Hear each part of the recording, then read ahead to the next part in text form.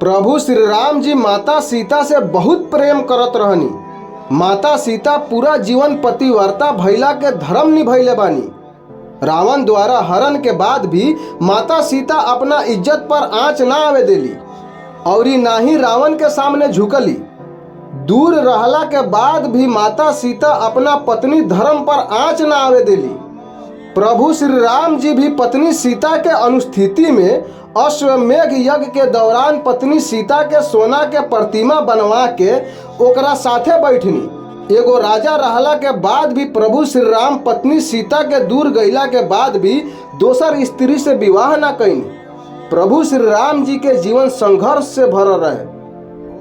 प्रभु श्री राम जी माता सीता से दूर भइला के बाद भी दूर ना रहत रहनी। माता सीता प्रभु श्री राम जी के हर पग पर साथ देले बाड़ी। प्रभु श्री राम और माता सीता के बीच दूरी भइला के बाद भी दुनू जानी के एक दूसरे के खातिर प्रेम कम ना भइल और वैवाहिक जीवन जस के तस बनल रह गईल।